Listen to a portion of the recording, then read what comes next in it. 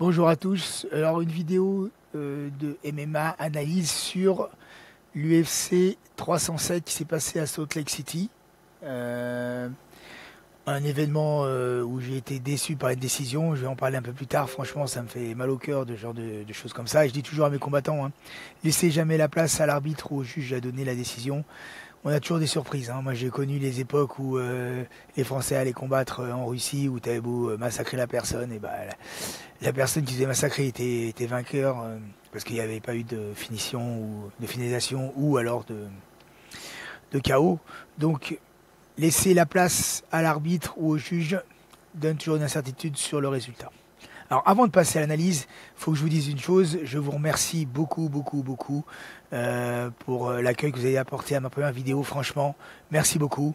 Ça fait très, très, très plaisir. Ça me force à vraiment continuer. Par contre, n'oubliez pas qu'il faut vous abonner. Alors, je vais revenir. Et le like. D'accord? Surtout que là, je parle. Là, hop, un petit like, un petit abonnement. Alors, pourquoi s'abonner? Parce que bon, j'ai été hyper intelligent. J'ai mis une chaîne qui va s'appeler MMA Analyse. Vous tapez ça dans la barre, dans le barre de recherche de YouTube, et ben il va faire quoi? MMA plus analyse.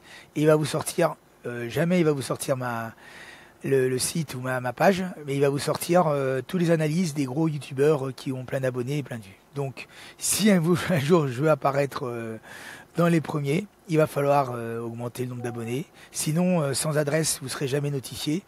Alors que si vous êtes abonné, pas de souci, des notifications dès que je fais une nouvelle vidéo apparaîtront.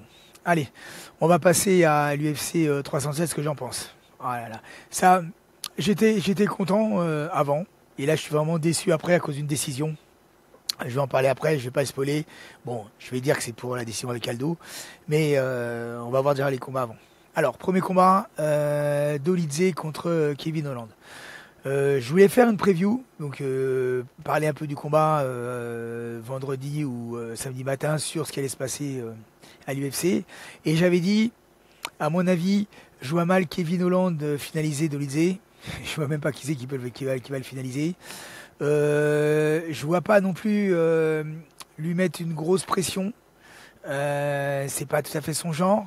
C'est ce qui s'est passé. Je m'étais dit aussi, si Kevin Holland il est intelligent, au moins son coach, il va regarder ce qu'a fait Nassourdine, Imanov, et il va essayer de répéter la même chose. Mais je pense que Kevin Holland, il est plutôt limité par rapport à Nassourdine, et donc il a un bagage technique qui est inférieur. Et je pense que c'est ça qui a posé un peu de soucis. Il n'a pas pu appliquer son jeu parce que pendant le combat, il n'a rien fait. À tel point, c'est que ça a commencé à combattre. Ça se jaugeait, ça se jaugeait. Roman Dolidze il s'est aperçu que Kevin, il allait pas y aller. Et donc, du coup, il l'a amené au sol. Alors c'est la grosse mode des triangles de jambes. Là, il a fait un triangle de jambes, mais dans le dos. Donc, il est en garde fermée. Le problème, c'est que ça, le triangle de jambes, ça a tenu un certain temps. Dolidze a réussi à sortir, passer la garde, comme dans Uber. S'est retrouvé à cheval. Il a commencé à lui asséner des coups. Fin du round. Donc on se dit c'est bon, là ça va repartir debout. Et ben non, il y a Kevin Holland qui s'est plaint, a priori, sur le passage, il a dû se faire mal à la côte. Et abandon sur blessure à la reprise du deuxième round. Je pense que c'est la plus belle fin du combat que pouvait souhaiter Kevin.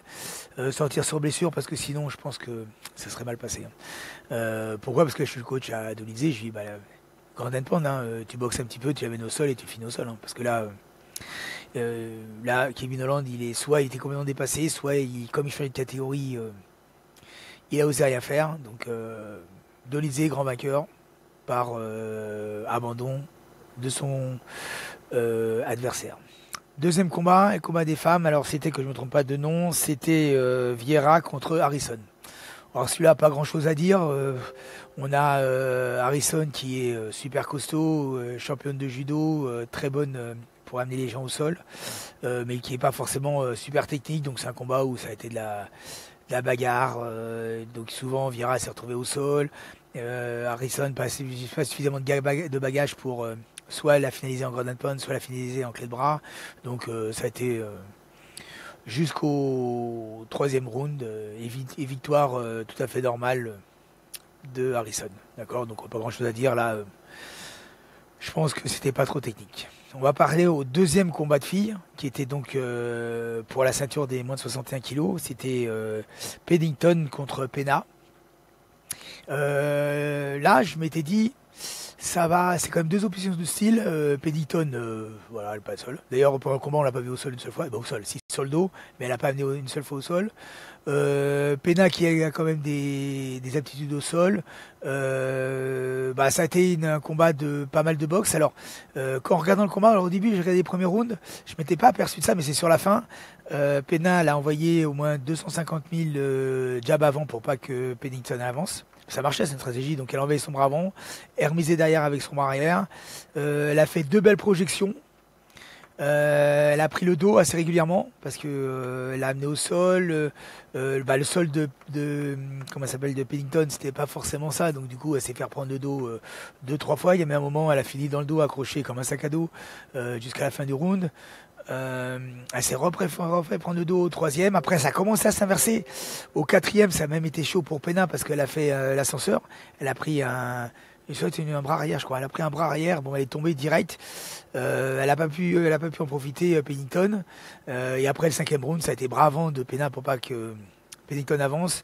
Bah, ça a été plutôt un combat d'anglaise avec des phases de sol. Je pense que Pena gagne par split décision parce qu'elle a fait plus de volume, elle a attaqué le dos, elle a mis plus en danger son adversaire. Mais ça aurait pu se finir au quatrième round hein, si Pennington avait bien suivi ou avait un peu de sol. Elle a maintenu en grade and pound et c'était fini pour Pena. Hein. Donc combat plaisant parce qu'elles se sont données. Hein. Les deux filles elles se sont données, ça a été correct. Même si Pena, heureusement qu'il n'y a pas un sixième round, hein, parce que là, sinon elle le faisait, c'est bon. Après, on va arriver au combat qui m'a fait mal. Et franchement, Aldo, je l'aime bien. Franchement, il est arrivé avec sa couronne. Alors, si j'avais un truc à dire, s'il y a le manager ou la personne qui fait de la communication d'Aldo, c'est pas une couronne de garçon qu'il a mis. Hein. Ça ressemble plus à une couronne de fille. Une couronne de fille. Les filles, elles ont un peu les mêmes. Hein. Donc, les couronnes de roi, c'est normalement un peu plus massif, je dirais. Donc, il arrive avec une couronne. Moi, son combat, franchement, j'ai trouvé très bien. Les deux ont été très bien. Hein. Donc c'était, alors comment ça s'appelle? C'était qu'est-ce que je dis? C'était Aldo contre Bautista. Bautista, quelqu'un qui veut le faire monter, qui est un très bon combattant. Hein. Mais pour moi, il n'a pas trouvé de solution. Il essaie de boxer. Alors par contre, très bonnes esquives d'Aldo. Moi, je tiens à regarder pour les gens qui veulent apprendre des esquives. Il esquive, d'ailleurs, c'est simple. Hein. Bautista, dès qu'il commençait à passer en anglais, soit il se faisait corriger, il se prenait un bras avant, un crochet, soit pour éviter vu qu'il voyait que ça passait pas au niveau des points, il allait le coller, il l'amenait contre la cage. Il est jamais tombé. Il a jamais réussi. Pourtant, il en a fait des amenés contre la cage. Aldo est jamais tombé. Il a toujours recomposé. D'ailleurs, même souvent en fin de recomposition, il se faisait corriger par Aldo. D'ailleurs, c'est simple. Hein, pour éviter dans son game plan, je pense que c'était ça. Hein, boxer, quand il voit que ça touche pas, hop, il le colle au niveau du bassin et il l'emmène contre la cage. Et là, il essaie de l'emmener au sol. Je vous dis, il a jamais réussi. Il y a même, je pense que celui qui a mis des points significatifs, c'est plutôt Aldo. Donc je comprends pas la décision. Je comprends pas cette décision. Pour moi, ça veut rien dire. C'est con parce que pour moi, Aldo était devant. Hein. Pour moi, il était largement devant. Il a fait ce qu'il fallait faire. Et d'ailleurs, au niveau du faciès, hein, le faciès de Bautista était un peu plus amoché que celui d'Aldo. Comme je disais au début de la vidéo, hein, qu'on laisse la décision au juge, c'est lui qui est le seul maître à bord. Donc je sais pas ce que vous en pensez, dites-moi dans les commentaires. Je suis vraiment intéressé de vous lire et de voir ce que vous en pensez si vous êtes comme moi. Mais moi je trouve que à 38 ans, Aldo il est là encore. Hein. Il utilise moins ses jambes et franchement ses esquives, on voit qu'il est passé à la boxe anglaise parce que Bautista il le touchait pas. Bon, il le touchait pas, il s'en faisait miser, il se faisait remiser systématiquement. Et d'ailleurs Kevin Jousset, c'est ce qu'il aurait dû faire quand son adversaire, quand l'autre il faisait que de lui rendre. C'est simple, Jousset tapait, il en prenait 3 derrière. Il aurait dû dire bon c'est fini. Dès que j'envoie un point, tac je le colle contre la cage et je lui fais de la lutte. Hein. Donc je comprends pas ces décisions et je crie haut et fort au scandale. Hein. Donc je ne sais pas si vous êtes d'accord avec cela. Et dernier combat que je vais analyser, c'est Pereira Routrin. C'est Routri. Donc Pereira, il a géré.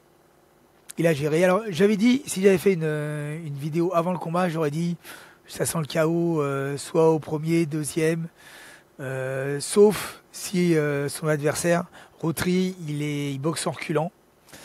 Et il avance, il avance quand il a reculé, tac, il crée l'incertitude en passant un gauche-droite, un droite-gauche, parce que si vous avez bien vu, il est gaucher, Rotry. Donc ils étaient en garde opposée. Donc les deux faisaient bien attention à ça, parce qu'on a deux bûcherons de chaque côté.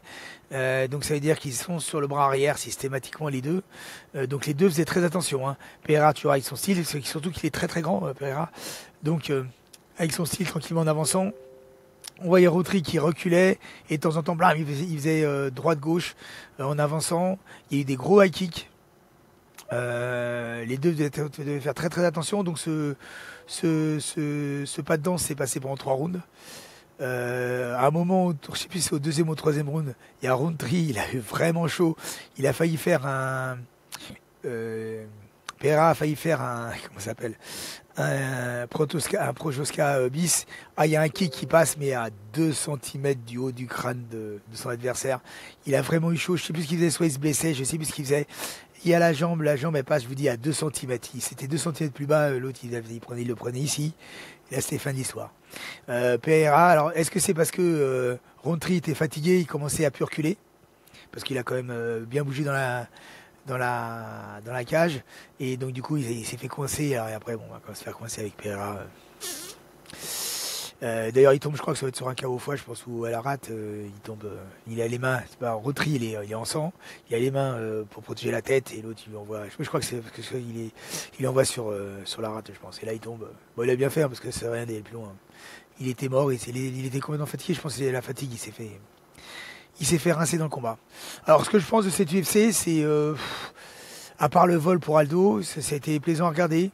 Je pensais que ça allait être plus difficile pour les combattants, parce qu'on est en altitude, et je pensais que les gens étaient un peu plus sur la réserve, mais non, ça a été tout à fait correct, et ils se sont bien livrés. Alors dites-moi ce que vous pensez de la vidéo, dites-moi si vous voulez que je refasse d'autres des briefings du UFC, et si vous voulez que je fasse des previews avant pour les pronostics ou tout ça. Voilà, donc dites-moi si ça vous a plu, et n'hésitez pas à faire des commentaires.